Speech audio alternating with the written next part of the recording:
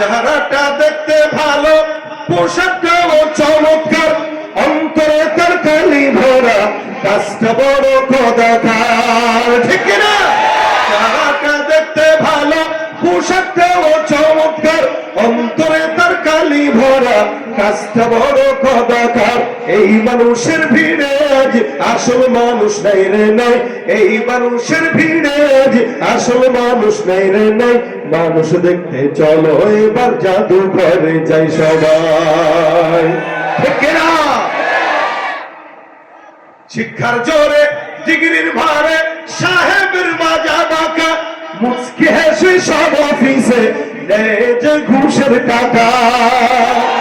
শিক্ষিত এই অমানুষদের দেশে তো আজ অভাব নাই, শিক্ষিত এই অমানুষদের দেশে তো আজ অভাব নাই। মানুষ দেখতে চলো এবার জাদুঘরে যাই সবাই। আছে না নাই? যার ভিতরে ইনসানিয়তের গুণ নাই, আছে হায়াওয়ানিয়তের গুণ, আল্লাহ বলেন ও হায়াওয়ানের চাইতেও খারাপ, নিকৃষ্ট। অথচ আল্লাহ পাক বিবেক বিবেচনা, বুদ্ধি বিবেচনা করার জন্য আল্লাহ পাক আমাদেরকে সুস্থ বিবেক দিয়েছেন। এ কারণে আমরা ফিকির করতে পারি কোনটা ভালো কোনটা মন্দ। এটা ইনসানের দাবি হওয়া অন্যতম গুণ। আল্লাহ সুস্থ বিবেক দিয়েছেন। এই জন্য আল্লাহ পাক রব্বুল আলামিনের হাবিব বলেন আশরাফুল মাখলুকাত হলো ইনসান, আবার তার ভিতরে সবচেয়ে দামি হলো মুমিন। আমরা তো মুমিন নাকি? কথা কয় না? আলহামদুলিল্লাহ। নাকি মুমিন নিজেরে বলতেও দ্বিধা লাগে? দ্বিধা লাগে। আছে একদল আছে যারা নিজেদেরকে মুমিন পরিচয় দিতে দ্বিধা করে, কোন জায়গায় গেলে নিজে খাঁটি ইসলাম পালন করে এটা বলতে দ্বিধা করে, শরীয়ত মানার যে আগ্রহটা এটা প্রকাশ করতে দ্বিধা করে, বরঞ্চ শরীয়ত মানতে দ্বিধা করে। এরা মুমিন।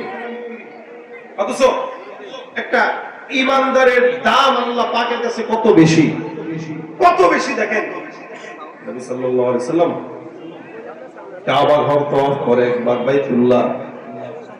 আমার আল্লাহ পাক রব্বুল আলামিনের বাইতুল্লাহ ঘর এটা দামি না কম দামি বলেন তো? দুনিয়ার ভিতরে সব যত ঘর আছে সব ঘরের চেয়ে দামি ঘর হলো বাইতুল্লাহ।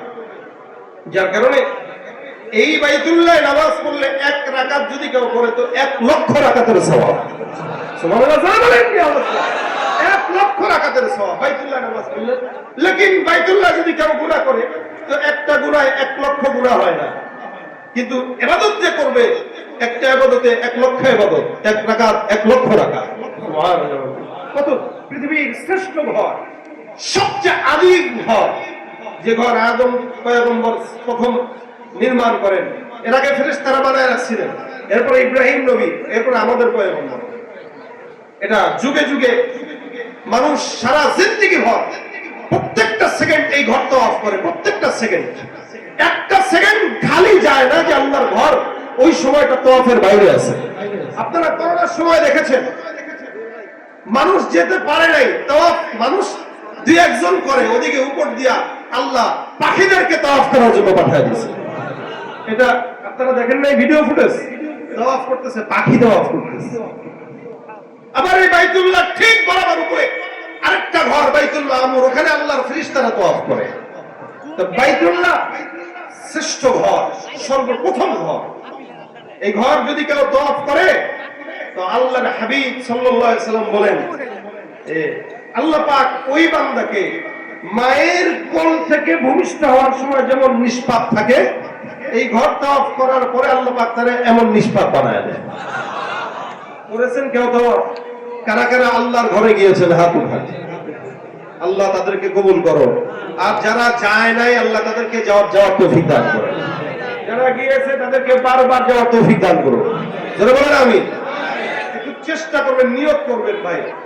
অনেক টাকা কামাইলেন, জায়গা কিনছেন, ফ্ল্যাট কিনছেন, গাড়ি করছেন, সব করছেন, কিন্তু আল্লাহর ঘরটা দেখেন নাই। আপনার মতো নালায়েক আর কেউ নেই। আপনি এই জন্য একটা ব্যাংক বানাবেন, বানায় প্রত্যেক দিন আপনার ইনকাম থেকে 10 টাকা পারেন রাখবেন, 20 টাকা পারেন রাখবেন, 100 টাকা পারেন রাখবেন, আপনার বেতন থেকে রাখেন। আপনি নিয়োগ করেন, আল্লাহ কেমনে ভরে দিবে আপনি নিজেও কল্পনা করতে পারবেন। আপনি খালি নিয়োগ করেন, আল্লাহ যাওয়ার ফয়সালা করে দিবে ইনশাআল্লাহ। যাওয়ার খেয়াল আছে? কথা কয় না, নিয়ত আছে? নিয়ত যাদের আছে তাদেরকে তো অভিজ্ঞান করো, না যাদের নাই তাদের ব্যাপারে তো বলার কিছু নেই। এই ঘর যদি কেউ তওয়াফ করে, রাসূল সাল্লাল্লাহু আলাইহি ওয়াসাল্লাম বলেন শুধু তাই না, তোমরা একের পর এক তাবিউ, রাসূল শব্দ ব্যবহার করেছেন তাবিউ, অর্থাৎ অনুসরণ করো, করতে থাকো, করতে থাকো। মানে আল্লাহর ঘর বারবার তওয়াফ করতে থাকো, বারবার করতে থাকো। কেন? বলে কেউ যদি আল্লাহর ঘর বারবার তওয়াফ করে তো আল্লাহ তার গুনাহ মাফ করে, রিজিকও বাড়ায় দেয়। সুবহানাল্লাহ, জোরে বলেন। আল্লাহর ঘর বেশি বেশি তওয়াফ করলে কি হয়? গুনাহ মাফ হয়, রিজিকও বেড়ে যায়। যার রিজিক নাই ও যদি বাইতুল্লাহ তওয়াফ করে তো আল্লাহ তার রিজিকে বরকত দান করবে, গুনাহ তো মাফ হবেই। এটা হলো বাইতুল্লাহ তাওয়াফের ফজিলত। তার মানে এই ঘরটা কত দামি। আল্লাহ বলেন ইন্না আউওয়ালা বাইতিন উদিআ লিন-নাস লাল্লাযী বিবাক্কাতা মুবারাকান ওয়া হুদাল লিল-আলামিন।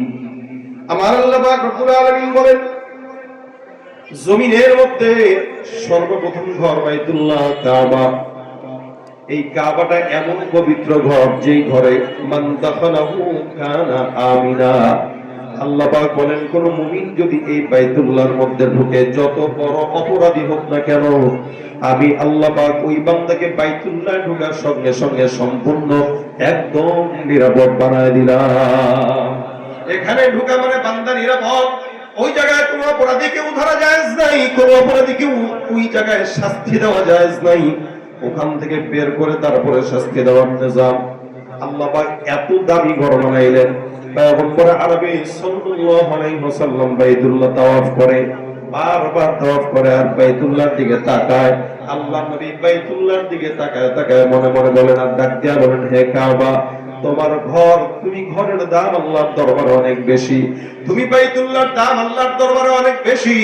যার কারণে কোন উম্মত যদি তোমাকে তাওয়াফ করে আমার আল্লাহ পাক রব্বুল আলামিন তাকে একদম নিষ্পাপ বানায় দেয়। কিন্তু হে বাইতুল্লাহ কাবা, তুমি জানো তোমার কাছে মানুষ আসলে একদম নিষ্পাপ হয়ে বাড়িতে যায়, কিন্তু তুমি বাইতুল্লাহ চাইতেও এই ইমানদার গুনাহগার বান্দাদের দাম আমার মাওলার দরবারে কোটি গুণে বেশি। একটা বান্দা, একটা ইমানদার, একটা দুর্বল মুমিনের দাম আল্লাহর কাছে কাবার চাইতেও বেশি। জোরে বলেন সুবহানাল্লাহ। বিশাল কাবা বাইতুল্লাহ, এই কাবা বাইতুল্লাহর চাইতেও একজন আদনা থেকে আদনা মুমিনের দাম আল্লাহর দরবারে বেশি।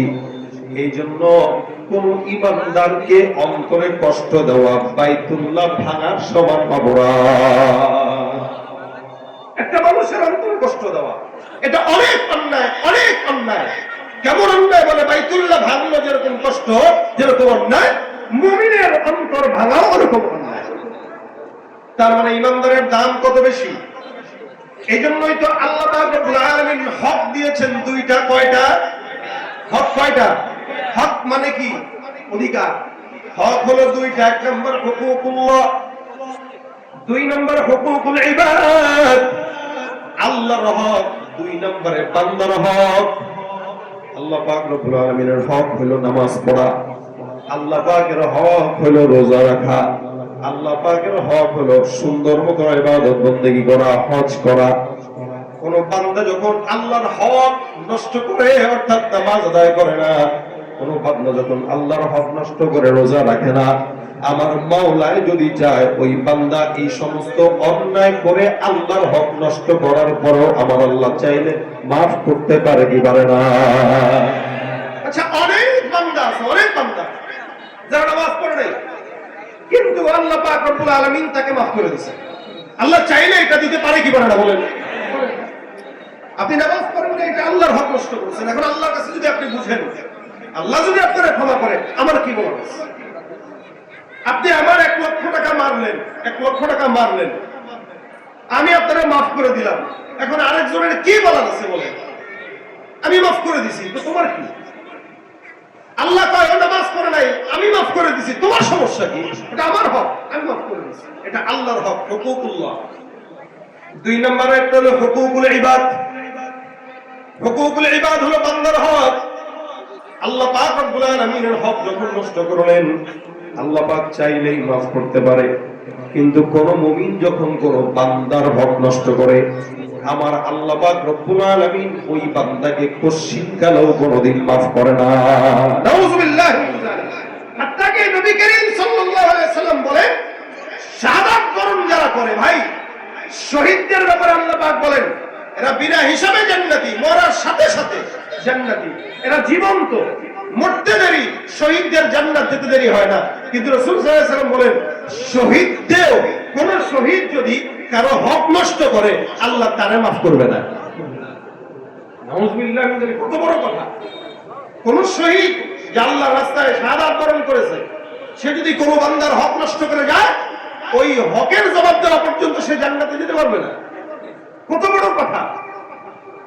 আল্লাহ নবী সাল্লাল্লাহু আলাইহি ওয়াসাল্লাম বলেন সাহাবা আজমাইনদেরকে, একবার সাহাবাদেরকে প্রশ্ন করছেন রাসূল, এরকম মজমায় আপনারা যেরকম বসা আমি বসা আপনাদের সাথে কথা বলতেছি, রাসূল সাল্লাল্লাহু আলাইহি ওয়াসাল্লাম এরকম একটা মজমায় সাহাবীদেরকে প্রশ্ন করলেন, আতাদরুনা মাল মুফলিস, এই তোমরা কি জানো মুফলিস কি? রাসূল সাল্লাল্লাহু আলাইহি ওয়াসাল্লাম সাহাবীদেরকে প্রশ্ন করতেছেন, তোমরা কি জানো দেউলিয়া কাকে বলে? দেউলিয়া কারা? আমরা বলি না দেশ দেউলিয়া হয়ে গেছে, অর্থাৎ এই দেশ আর কিচ্ছু নাই, সম্পদ সব শেষ, খেয়ে ফেলছে, এই লোক ফকির হয়ে গেছে। নবী সাল্লাল্লাহু আলাইহি ওয়াসাল্লাম বলেন তোমরা কি জানো দেউলিয়া কারা? তো সাহাবারা বলতেছেন মালাহু দিরহাম ওয়ালা দিনার ওয়ালা মাতা, অর্থাৎ যে সমস্ত মানুষের দিরহাম নাই, দিনার নাই, সম্পদ নাই, জায়গা জমি নাই, কিচ্ছু নাই, এরাই তো দেউলিয়া। স্বাভাবিকভাবে এটাই তো বোঝা যায়, যার কিচ্ছু নাই সেই দেউলিয়া, ফকির, মিসকিন। নবী সাল্লাল্লাহু আলাইহি ওয়াসাল্লাম কি বলেন শুনেন। আল্লাহর নবী বলেন শোনো, তোমাদের দৃষ্টিতে দেউলিয়া সে যার কাছে সম্পদ নাই, তোমাদের দৃষ্টিতে দেউলিয়া সে যার কাছে সম্পদ নাই, মাল নাই, কিন্তু আমি বলি দেউলিয়াকে শোনো। নবী সাল্লাল্লাহু আলাইহি ওয়াসাল্লাম বলেন দেউলিয়া সে, বলে কে? খুব খেয়াল করে শুনে। আল্লাহ নবী সাল্লাল্লাহু আলাইহি ওয়াসাল্লাম বলেন দেউলিয়া তারা, কিছু মানুষ কিয়ামতের ময়দানে যখন উপস্থিত হবে, ওই বান্দাটা নামাজ নিয়ে উপস্থিত হবে, কিছু বান্দা রোজা নিয়ে উপস্থিত হবে, কিছু বান্দা জিকির নিয়ে উপস্থিত হবে, কিছু বান্দা হজ নিয়ে উপস্থিত হবে, কিছু বান্দা পাহাড় সমান ইবাদত নিয়ে উপস্থিত হবে। আমার আল্লাহ পাক রব্বুল আলামিন ওই বান্দা ইবাদত বندگی নামাজ রোজা হজ যাকাত সব নিয়ে উপস্থিত হবে। নবী সাল্লাল্লাহু আলাইহি ওয়াসাল্লাম বলেন একজন আল্লাহর বান্দা তার কাছে আসবে, খুব বুঝেন, একজন আল্লাহর বান্দা তার কাছে আসবে, এসে ডাক দেয়া বলবে ও ভাই, তুমি জমিনের মধ্যে তুমি আমার সঙ্গে মিথ্যা কথা বলেছো, আমাকে ধোঁকা দিয়েছো, আজকে আমি ওই ধোঁকার বদলা নেওয়ার জন্য তোমার সামনে দাঁড়ায় গেলাম। আর এক আল্লাহর বান্দা এসে ডাক দেয়া বলবে ভাই তুমি আমাকে ওজনে কম দিয়ে ঠকাইছো। আর এক আল্লাহর বান্দা এসে বলবে আমি বিপদে পড়েছিলাম, তোমার কাছে সাহায্য চেয়েছি, তুমি আমার কাছে ঘুষ আবদার করেছো। আমি তোমার কাছে ধার চেয়েছিলাম, তুমি আমাকে 1000 টাকা দিবা, বিনিময়ে 1000-এ 100 টাকা সুদের কারবারি চেয়েছো। এই যে আমার হক তুমি নষ্ট করেছো, আজকে সেগুলো ফেরত দাও। আমার পয়গম্বর ডাক দেয়া বলেন এই যে পাহাড় সমান ইবাদত বندگی নিয়ে যেই বান্দা আল্লাহর দরবারে উপস্থিত হবে, প্রথম বান্দাকে এই বান্দা কি দিবে? তার সঙ্গে মিথ্যা কথা বলেছে, আমার আল্লাহ ডাক দেয়া বলবে এখন সে কি বলে শোনো। মিথ্যা কথা বলার অপরাধে এই বান্দার যত নামাজের ইবাদত আছে, এই বান্দাকে সব নামাজের ইবাদত গুলা দিয়ে দেওয়া লাগবে। সুবহানাল্লাহ। দেখেন এই বান্দা কত উপকৃত হইল। আর এদিক দিয়ে এই বান্দা সারা জিন্দেগি নামাজ পড়ে সে সব শেষ করে দিল। মাআযাল্লাহ, কত বড় ধমকির কথা। এখন আর এক বান্দা এসে ডাক দিয়া বলবে আমার সঙ্গে ধোঁকাবাজি করেছো, আমাকে আঘাত দিয়েছো, নামাজের ইবাদত যেহেতু তোমার কাছে নাই, তুমি একটা কাজ করো, রোজার সকল ইবাদত আমাকে দিয়ে দাও। আরেক বান্দাকে রোজার ইবাদত গুলো দিয়ে দিবে, আরেক বান্দাকে যত যাকাতের ইবাদত আছে সবগুলো সওয়াব দিয়ে দিবে, আরেক বান্দাকে যত অন্যান্য আমল আখলাক গুলো আছে এগুলো সব দিয়ে দিবে। নবী সাল্লাল্লাহু আলাইহি ওয়াসাল্লাম বলেন ওই সমস্ত গুনাহগার বান্দাগুলো একটা একটা করে ইবাদত নিতে নিতে নিতে নিতে সারা সবাই জান্নাতি হয়ে যাবে। আর এই বান্দা হাজার হাজার রাকাত নামাজ নিয়ে, হাজার হাজার রোজা, হাজার হাজার যাকাত, হজ, এগুলো সব নেওয়ার পরেও দিতে দিতে দিতে দিতে ফতুর হয়ে তারপরে অবশেষে আমার আল্লাহ বলবেন, যাও যাও, আজকে তোমার জন্য জান্নাতের দরজা খোলা নাই, চিরস্থায়ী জাহান্নাম। নাউযুবিল্লাহ। কত বড় ধমকি, কত বড় ধমকি, কত বড় কথা, কত বড় কথা। একটু ফিকির করেন। আপনারা মনে করেন বান্দার হক মানে তার জায়গা মারা না, হক নষ্ট করা মানে জায়গা মেরে খাওয়া, এটাই না। হক নষ্ট করা মানে অনেক কিছুতে বোঝায়। যেমন হক নষ্ট করা দুই ভাবে হয়। আমি আজকে আসার আগে কালকে রাত্রে আমার তাইয়ার সাহেব বলছে যে কমিটি বলেছে একটু হক নিয়ে কথা বলেন, তার মানে এই এলাকায় হক নষ্ট করার প্রবণতা বেশি। আমি সচরাচর এই হক নিয়ে আজকেও ওয়াজ করতেছি আপনাদের সামনে। কেন? কালকে রাত্রে আমার বলছে, আমি তো ঠিক আছে দেখি যাই, যা আল্লাহ বলায় বলি। তার মানে বুঝলাম আপনাদের এই এলাকায় এই হক নষ্ট করার প্রবণতাও আছে, আবার সুদের কারবারিও আছে। আওয়াজ অনেক জোরে, তার মানে এটা খুব বেশি চলে। আমি এই কথা বিশ্বাস করতে চাই না যে আপনারা এখানে যারা আছেন আপনারা হক নষ্ট করেন, এটা আমি বিশ্বাস করব না। যদি করেনও আল্লাহ যেন মজমায় বসার বরকতে দূর করে দেয়। যদি সুদের কারবারি করেনও মজমায় বসার বরকতে আল্লাহ যেন দূর করে দেয়। তাহলে আমি কেন এই ওয়াজ করব? বলছে দেখেই করতেছি। তাহলে দেখেন, হক দুই ভাবে নষ্ট হয়। এক নম্বর হইল বান্দার সম্পদের হক নষ্ট করে। সম্পদের, কিসের? সম্পদের। কথাগুলো গুরুত্বপূর্ণ বুঝেন। এক নম্বরে সম্পদের মাধ্যমে বান্দার হক নষ্ট হয়। দুই নম্বরে সম্মানের মাধ্যমে বান্দার হক নষ্ট হয়।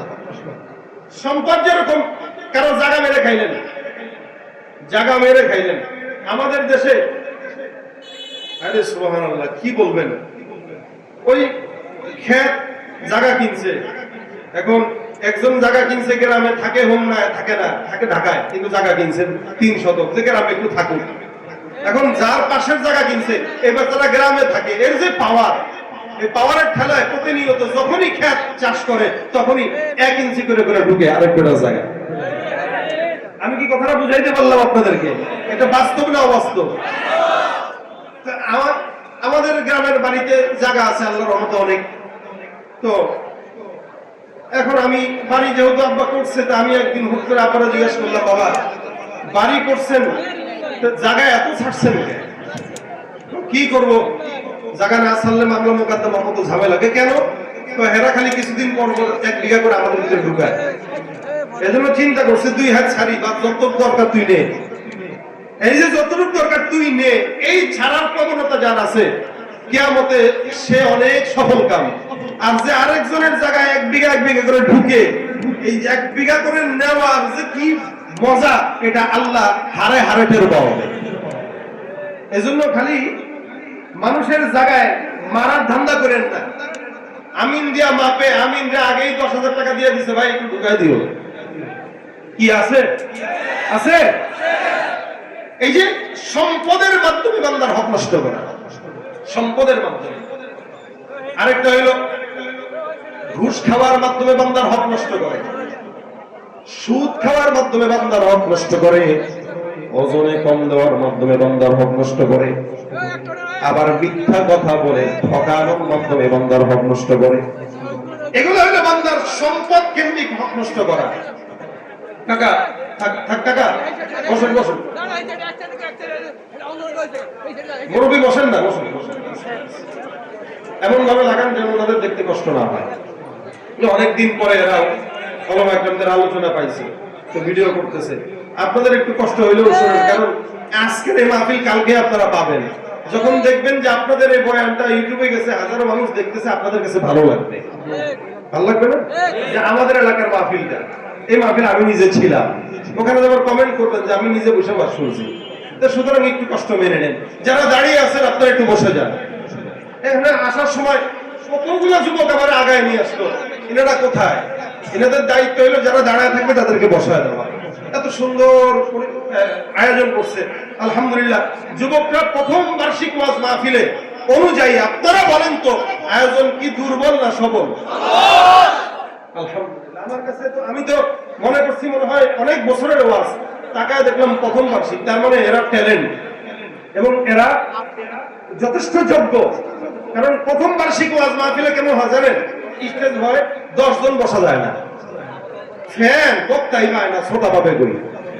এটা হলো প্রথম বার্ষিক। আর পোস্টার হয় এক কালারের, তাও 22 আর 24। এখানে তো বিশাল বড় পোস্টার করছে, তাও 4 কালার, আবার 8 পেপার। আলহামদুলিল্লাহ এই যুবকেরা যথেষ্ট পরিশ্রম করে আন্তরিকতার সাথে আপনাদেরকে বন্দোবস্ত করে দিছে। আপনারা তাদের জন্য বলেন একটা মারহাবা। আল্লাহ এই যুবকদেরকে দ্বীনের খাদেম বানায় দেয়, এদেরকে নামাজি বানায় দেয়, এদের জন্য দোয়া করবেন। কিন্তু কষ্ট লাগে এই যুবকরাই যখন আর্জেন্টিনার আর ব্রাজিলের প্রেমে পড়া জীবন দেয়, তখন কষ্ট। যারা ঠিক বলতেছে এগুলা করে। মানে আমার কাছে অবাক লাগে, কত বড় পাগল হইলে পরে মুসলমানের সন্তান ইহুদিরা সারাদের প্রেমে আত্মহত্যা করতে পারে। আর যে ইহুদিদের প্রেমে আত্মহত্যা করে, পশ্চিম কালেও নবীর জন্য সে জীবন দিতে পারবে না। ছোট ছোট বাচ্চাগুলা আর্জেন্টিনার খেলোয়াড়ের নাম বলতে পারে, ওর মা বাপ 14 গোষ্ঠীরে জিজ্ঞাসা করলেও সাহাবীদের নাম বলতে পারবে না। কিন্তু আর্জেন্টিনার খেলোয়াড়ের নাম বলতে পারে, ব্রাজিলের খেলোয়াড়। ভাই আমি খেলা দেখিও না, আমি জিন্দেগিতে মানে আমি এখনো পর্যন্ত জানি না কোন বিশ্বের কোন কোন খেলোয়াড়রা কি খেলে। ওয়াল্লাহি এটা আমি ছাত্র জামানা থেকেই খেলার থেকে দূরে। অনেক সময় যখন খেলতে পোলাপারের আমারও জোর করে নিত, আমি যাই দাঁড়ায় থাকতাম, খেলতাম না, খেলার প্রতি আগ্রহ নাই। বিশেষ করে এই ফুটবল নামক এই যে খেলা, এটা খেলা না জায়েজ এটা বলতেছি না, জায়েজ, শর্ত সাপেক্ষে জায়েজ। এখন এই যে খেলাগুলো চলতেছে বিশ্বব্যাপী, এই খেলা কোনোভাবে কি জায়েজ হয়?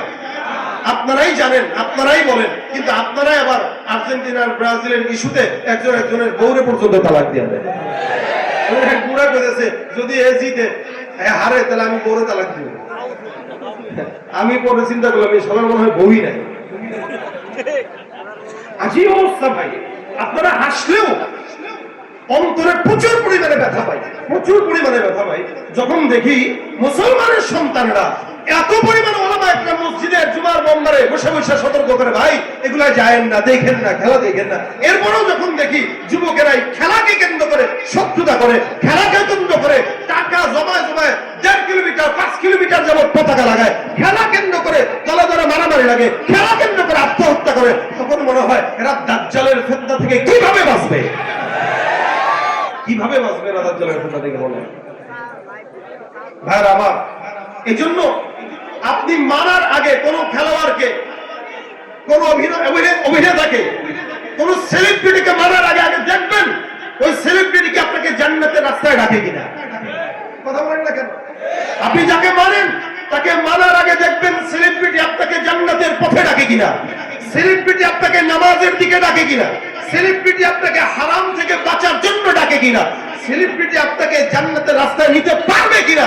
যদি মনে করেন না, একটাও পারবে না, ওরকম সেলিব্রিটিকে এক বিন্দু পরিমাণে মানার কোনো প্রশ্নই আসে না।